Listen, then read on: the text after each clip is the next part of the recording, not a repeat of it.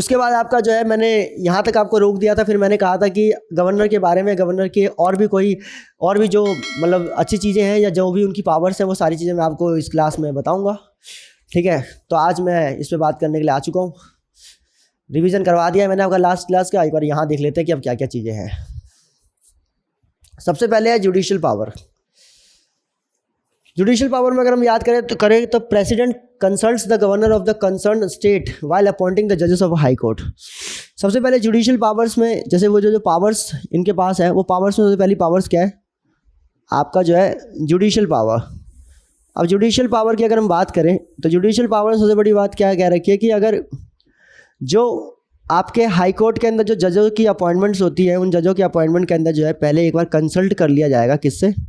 आपका गवर्नर साहब से। गवर्नर साहब से भी एक बार कंसल्ट करेंगे कि सो एंड सो पर्सन को जो है वो हम आपके हाई कोर्ट में क्या बनाना चाहते हैं, जज बनाना चाहते हैं। तो president consult the governor of a concern state while appointing a जज ऑफ हाई कोर्ट। साथ में जो है गवर्नर साहब जो है वो क्या करते हैं, अपॉइंट करते हैं डिस्ट्रिक्ट जज को हाई कोर्ट के साथ कंसल्ट करके। और जुडिशियल सर्विसेज पे अगर किसी और को बिठाना हो तो वो भी जो है वो भी चाहे तो बिठा सकते हैं जुडिशियल सर्विसेज पे। तो कुल मिला के मैंने आपको पहले भी कहा था कि डिस्ट्रिक्ट जज जो होते हैं, डिस्ट्रिक्ट जज को अपॉइंट करने की पावर किसके पास होती है? डिस्ट्रिक्ट जज को अपॉइंट करने की पावर जो है वो हमारे गवर्नर साहब के पास होती है। हाँ, ये अलग बात है कि जो स्टेट का जो PCS है, मतलब स्टेट PCS है आपका, स्टेट पब्लिक सर्विस कमीशन जो है आपका, provincial commission for the services and all, तो ये जो अगर आपका है इससे जो है एक बार क्या करेंगे, कंसल्ट कर लेंगे। ठीक है, डिस्ट्रिक्ट जज को अपॉइंट करने से पहले ये पावर भी जो है आपका किसके पास है? गवर्नर के पास ही है। और हाई कोर्ट के जजेस को जब प्रेसिडेंट अपॉइंट कर रहे होंगे तो एक बार कंसल्ट कर लेंगे किससे? आपका गवर्नर साहब से। ये जुडिशियल पावर में सबसे इंपॉर्टेंट पावर से ध्यान रखेंगे। और भी अगर जुडिशियल सर्विसेज में अगर किसी पर्सन को अपॉइंट करना होगा स्टेट के अंदर तो वो भी जो है ये अपॉइंट कर सकते हैं। ठीक है, लेकिन ध्यान रखेंगे वही वाली बात। ठीक है, आपको स्टेट के PCS से जो है एक बार ये है बातें पूछनी पड़ेगी, क्योंकि स्टेट PCS जो है आपका डिस्ट्रिक्ट जज के एग्जाम्स कंडक्ट करवाते हैं। तो ये आपका जो है डिस्ट्रिक्ट जुडिशियल पावर्स के बारे में मैंने आपको बता दिया कि जुडिशियल पावर्स जो है ये आपका जो है गवर्नर साहब के पास है। उसके बाद कह रहा है रिमूवल की, the ground upon which a governor may be removed by the president laid down in the constitution. Okay fine,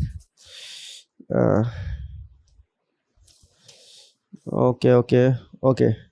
उसके बाद कह रहे हैं कि आपका जो है सबसे बड़ी चीज़ क्या है इनके पास, जो सबसे बड़ी एग्जीक्यूटिव पावर जो इनके पास है, ये तो जुडिशियल पावर्स होगी। एग्जीक्यूटिव पावर की अगर मैं बात करूं, एग्जीक्यूटिव पावर्स की बात करूं तो एग्जीक्यूटिव पावर सबसे बड़ी पावर इनके पास पहली चीज़ क्या है? दैट इज़ आपका जो है अपॉइंट करना किसको?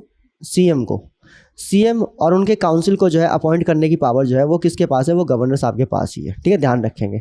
उसके बाद अगर मैं बात करूं ऑर्डिनेंस बनाने की भी पावर जो है, ऑर्डिनेंस मेकिंग की पावर जो है वो भी इनके पास है। ऑर्डिनेंस जो बनाया जाता है वो 123 में बनाया जाता है। यहाँ पर जो बनाया जाता है ऑर्डिनेंस वो आपका 123 के अंदर जो है, आप 123 के अंदर ये 1 को अंदर ले आएंगे तो आपका 213। तो ऑर्डिनेंस को जो है इशू करने की पावर भी जो है आपका है किसके पास? गवर्नर साहब के पास है 213 के अंदर। जब कभी सेशन जो है वो एक्टिव नहीं रहता है विधानसभा का तो उस टाइम पे ये लेके आ सकते हैं। उसके बाद जो है आपका रूल्स ऑफ बिजनेस, अगर मान लो कि जो है स्टेट के रूल्स ऑफ बिजनेस को फ्रेम करने की पावर भी जो है इनके पास है, जो सेक्रेटरीट के साथ जो है मिलकर ये कंडक्ट करते हैं। उसके बाद क्या कहते हैं, एलोकेशन ऑफ मिनिस्टर्स, वही वाली मिनिस्टर वाला सारा काम जो है वो यही करेंगे। मिनिस्टर कौन क्या बनेगा, कैसे बनेगा इन द सेंस ऑब्वियस सी बात है, ये सब कुछ तय कौन करता है? ये चीफ मिनिस्टर साहब तय करते हैं। लेकिन गवर्नर जो है वो क्या करते हैं, बस अपॉइंटमेंट उनके द्वारा ही, मतलब कि अपॉइंटमेंट में शपथ वही दिलवाएंगे, अपॉइंट वही करवाएंगे, बस रिकमेंडेशन किसकी होगी? चीफ मिनिस्टर की होगी। तो सर्वे सर्वा तो खैर चीफ मिनिस्टर ही है, लेकिन गवर्नर के बिना भी काम नहीं चलेगा, ये भी बात एक सत्य है। उसके बाद डिस्क्रिशनरी पावर, ये मैंने आपको बताया था कि यहाँ पर जो है आपका जो है ये डिस्क्रिशनरी पावर जो है, और भी देख लेते हैं एग्जीक्यूटिव पावर्स में और कौन कौन सी पावर जो है वो आपकी इनके पास है। जैसे कि he can ask the CM to submit any matter for consideration of council of minister on which any minister has taken a decision which council did not consider. तो ऐसा अगर मान लो कि CM कोई ऐसा डिसीजन लेते हैं जो डिसीजन जो है गवर्नर साहब को नहीं पता, तो वो डिसीजन भी जो है वो CM साहब जो है वो क्या करेंगे, गवर्नर साहब को जो है कंसल्ट करेंगे कि ये डिसीजन था। या मान लो कि गवर्नर साहब ने कहा कि भाई आपने कोई डिसीजन ले लिया स्टेट के लिए और आपने हमें बताया नहीं, तो एक बार हमें आप जो है फटाफट वो जो सारी इन्फॉर्मेशन है उसको फर्निश करेंगे जिससे कि हम देख सके कि आप क्या डिसीजन लेने वाले हैं। तो गवर्नर के पास ये अधिकार है, वो ये सब चीज़ों के लिए पूछ सकते हैं, क्योंकि मैंने आपको बताया था कि सेंटर पूरे देश को यूनिफाई करने में भी जो है गवर्नर की बड़ी भूमिका रहती है। कहीं चीफ मिनिस्टर कहीं अंदर ही अंदर कोई खेल ना खेल रहा हो तो इसको रोकना भी जो है इनका काम है। उसके बाद जो है आपका जितने भी जो स्टेट के अंदर जितनी भी यूनिवर्सिटीज़ होती है, जो स्टेट यूनिवर्सिटीज़ होते हैं, उन सब के जो चांसलर है, he is the chancellor of the university in the state. और ये क्या करते हैं, देखो ये चांसलर होते हैं जितने भी स्टेट के यूनिवर्सिटी होते हैं, लेकिन स्टेट की यूनिवर्सिटीज़ के अंदर जो है स्टेट यूनिवर्सिटी के क्या होते हैं, चांसलर होते हैं। लेकिन इनके पास इतना टाइम है कि ये जो स्टेट की यूनिवर्सिटीज़ को जो है ये चला सके या उसके अंदर जो है इसके आपका जो है कंडक्ट कर सके। तो इसीलिए क्या करते हैं, ये जो है ना स्टेट के अंदर वीसी को अपॉइंट करते हैं, वाइस चांसलर को अपॉइंट करते हैं, ये ध्यान रखना। और ऊपर जो मैंने आपको ऊपर भी शायद मैंने बताया था कि वाइस प्रेसिडेंट जो है ना हमारे देश के वाइस प्रेसिडेंट जो होते हैं वो सारे सेंट्रल यूनिवर्सिटी के चांसलर होते हैं, और उनके पास भी समय नहीं होता तो वो वाइस चांसलर को अपॉइंट करते हैं हर सेंट्रल यूनिवर्सिटी के अंदर। उसी तरीके से स्टेट की यूनिवर्सिटी में जो गवर्नर होते हैं वो चांसलर होते हैं, लेकिन उनके पास इतना समय नहीं है तो वो किसको कर देंगे, वो वाइस चांसलर को जो है वहाँ पे अपॉइंट कर देंगे कि मेरे बिहाफ में ये काम करेंगे यहाँ पे। उसके बाद जो है आपका ट्राइबल वेलफेयर मिनिस्टर, देखो ट्राइबल वेलफेयर मिनिस्टर जो है वो 4 स्टेट के लिए कंपलसरी बना रखा है देश के अंदर। ट्राइबल वेलफेयर मिनिस्टर जो है, ट्राइबल वेलफेयर मिनिस्टर, ये जो है आपका कंपलसरी है 4 स्टेट के लिए। 4 स्टेट कौन कौन से हैं, 4 स्टेट में एक मिल जाएगा आपको झारखंड, झारखंड के बाद छत्तीसगढ़, छत्तीसगढ़ के बाद मध्य प्रदेश, और उसके बाद उड़ीसा। ठीक है, उड़ीसा, राइट, ओके, ठीक है। ये 4 स्टेट जो है, इन 4 स्टेट के अंदर क्या होना चाहिए, एक ट्राइबल वेलफेयर मिनिस्टर होना जरूरी है कैबिनेट के अंदर। वहाँ के मुख्यमंत्री अगर अपनी कैबिनेट बनाएंगे तो उसमें जो है 4 जो है वो आपके 4 मिनिस्टर, 4 जो है वो स्टेट के अंदर जो है एक मिनिस्ट्री अलग से क्रिएट की जाएगी जिसका नाम होगा ट्राइबल वेलफेयर मिनिस्टर। तो दिस इज़ वेरी इंपॉर्टेंट, ये भी हमें समझ के चलना है। उसके बाद अगर मैं बात करूं, उसके बाद जो है ये ही appoints advocate general of state. तो एडवोकेट जनरल ऑफ स्टेट जो है उसको भी अपॉइंट कौन करते हैं, वो भी आपके गवर्नर साहब ही करते हैं। एडवोकेट जनरल को बस ये है कि एडवाइस कौन करता है इनको अपॉइंट करने के लिए, एडवाइस जो है इनको आपके सीएम साहब ही करते हैं। ठीक है, ध्यान रखेंगे। तो एडवोकेट जनरल भी जो है वो कौन अपॉइंट करते हैं, वो भी आपके यही अपॉइंट करते हैं, ये इनके एग्जीक्यूटिव पावर्स में आता है। स्टेट इलेक्शन कमीशन जो है वो भी इन्हीं का ही अपॉइंटमेंट होता है, ठीक है, ध्यान रखेंगे। तो स्टेट इलेक्शन कमीशन जो है, स्टेट इलेक्शन कमीशन, ये भी जो है अपॉइंटमेंट जो है ये कौन करता है, ये भी यही करते हैं। ठीक है, ध्यान रखेंगे, दैट इज़ वेरी इंपॉर्टेंट। उसके बाद अगर मैं बात करूँ आपका जो है chairman and member of SPSC, जो आपके मतलब कि स्टेट पीसीएस होते हैं, उनके सारे मेंबर्स और चेयरमैन की अपॉइंटमेंट भी जो है वो किसके हाथ में होती है, वो भी इनके हाथ में होती है। तो आपका जो है पब्लिक सर्विस कमीशन के जो चेयरपर्सन होते हैं, जो उसके मेंबर्स होते हैं, उन सबको भी अपॉइंट करने की पावर किसके पास होती है, वो भी सारी आपकी गवर्नर साहब के पास ही होती है, इनके एग्जीक्यूटिव पावर्स के अंदर आते हैं। This is very important to understand. उसके बाद अगर हम आगे देखेंगे, साथ में जो है he can recommend to the president for imposition of the president rule in the state for failure of the constitutional machinery. तो कॉन्स्टिट्यूशनल मशीनरी अगर स्टेट में फेल हो जाती है, अगर मान लो कि मुख्यमंत्री जो है वो राज्य को संभाल नहीं पा रहे, तो ऐसे केस में जो है इमरजेंसी लगाने के लिए, स्टेट इमरजेंसी लगाने के लिए जो है ये प्रेसिडेंट साहब से क्या कर सकते हैं, रिकमेंड कर सकते हैं। दिस इज़ वेरी इंपॉर्टेंट, ठीक है, ध्यान रखेंगे। तो ये जो है ये भी आपका जो है बहुत इंपॉर्टेंट चीज़ है, इसको ध्यान में रख के चलेंगे। आपका साथ में अगर मैं बात करूं इस पूरे के पूरे सिनेरियो के अंदर, इस पूरे सिनेरियो के अंदर जो है आपका ये पूरा का पूरा executive powers of the governor का सिनेरियो है। और इसमें आप देखेंगे कि भाई लगभग जो भी चीज़ें यहाँ पर ये कर रहे हैं, सेम इसी तरह की चीज़ें, बस सेंटर के लेवल की चीज़ें जो है कौन कर रहा था, प्रेसिडेंट ऑफ इंडिया कर रहे थे अपने स्तर पे, प्रेसिडेंट यूनियन के स्तर पे कर रहे थे। तो लगभग ये भी आप देखेंगे सेम है। उसी तरीके से अगर हम लेजिस्लेटिव पावर्स की तरफ चलते हैं, थोड़ा सा लेजिस्लेटिव पावर्स में ये ऑर्डिनेंस जो है इनके लेजिस्लेटिव पावर्स में आता है। ये थोड़ा सा मैं यहाँ से मिटा दूँ, ये मेरे को लग रहा है कि मैंने यहाँ पर ये गलत लिख दिया है इसको, ठीक है जी। बाकी I think rules of Indus, university, travel, state election commission, ठीक है, अपॉइंटमेंट सारी एग्जीक्यूटिव पावर्स के अंदर है। और आपका एक चीज़ और है, इमरजेंसी, चलो कोई नहीं, यहाँ पे भी आ सकता है, कोई दिक्कत वाली बात नहीं है। उसके बाद अगर मैं बात करूँ लेजिस्लेटिव पावर्स के अंदर, तो लेजिस्लेटिव पावर्स के अंदर अगर हम देखेंगे तो लेजिस्लेटिव पावर्स के अंदर अगर हम देखें तो सबसे पहली बात तो ऑर्डिनेंस की है। आर्टिकल 213 कहता है कि भाई गवर्नर साहब के पास पावर है कि जब कभी विधानसभा या विधान परिषद अगर किसी स्टेट में है, अगर वो सेशन में नहीं है, तो ऐसे में क्या कर सकते हैं, ये ऑर्डिनेंस लिखा सकते हैं। ऑर्डिनेंस के लिए मैंने आपको आर्टिकल बताया था, अभी आर्टिकल 213 जो है वो आपका ऑर्डिनेंस की पावर देता है, ठीक है, ध्यान रखेंगे, दैट इज़ ऑल। उसके बाद अगर मैं बात करूं, उसके बाद अगर आगे देखेंगे तो आपका जो है, हालांकि ऑर्डिनेंस जो है वो 6 वीक के लिए निकाला जाता है, वो मैं बताऊंगा आगे चल के डिटेल में जब आर्टिकल आएगा ये वाला, ठीक है। उसके बाद ये जो है इसको पास कराना पड़ता है दोबारा हाउस खुलने के बाद।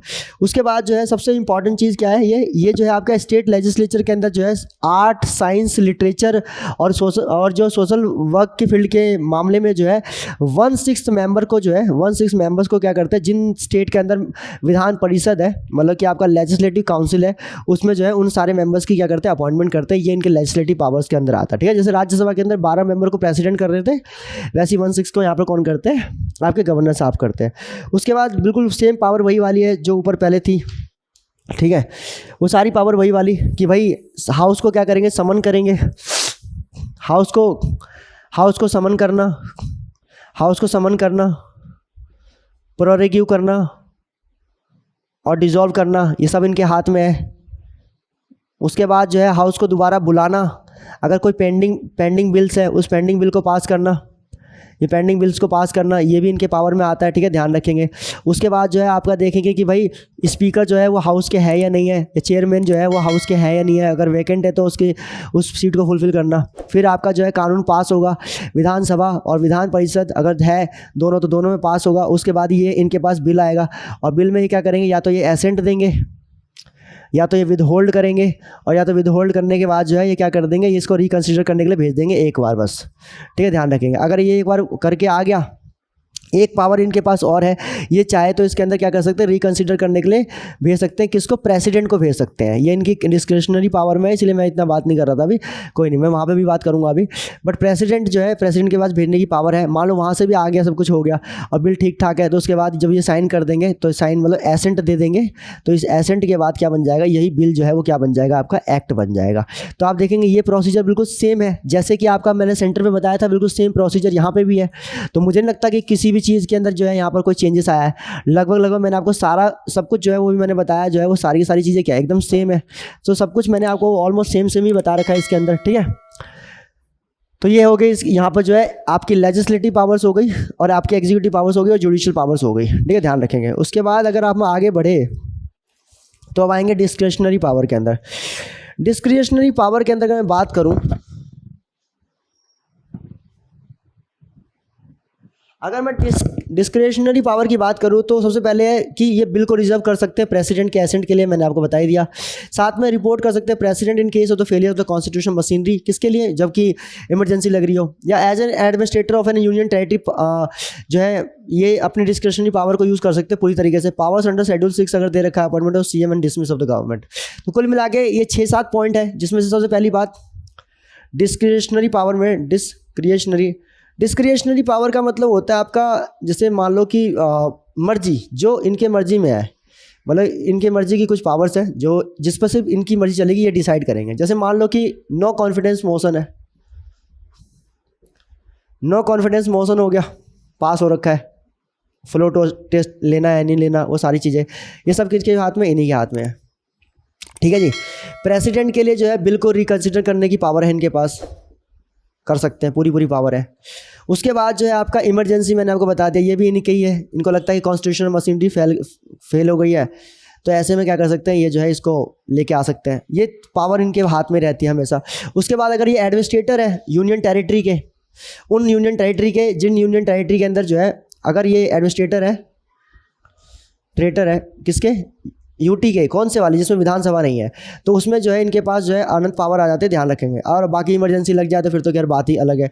उसके बाद अगर मैं बात करूँ शेड्यूल 6 के अंदर, जहाँ पे बता रखा है कि गवर्नर जो है, गवर्नर के पास जिन मतलब जो ऑटोनोमस प्रोविंसेस होते हैं उनके अंदर जो है वहाँ के ऑटोनोमस प्रोविंसेस के लोग गवर्नर से, और गवर्नर के बाद वो लाइक प्रेसिडेंट से, ये तीन ही लोगों से जो है, तीन ही लोगों के पास पावर्स होती है।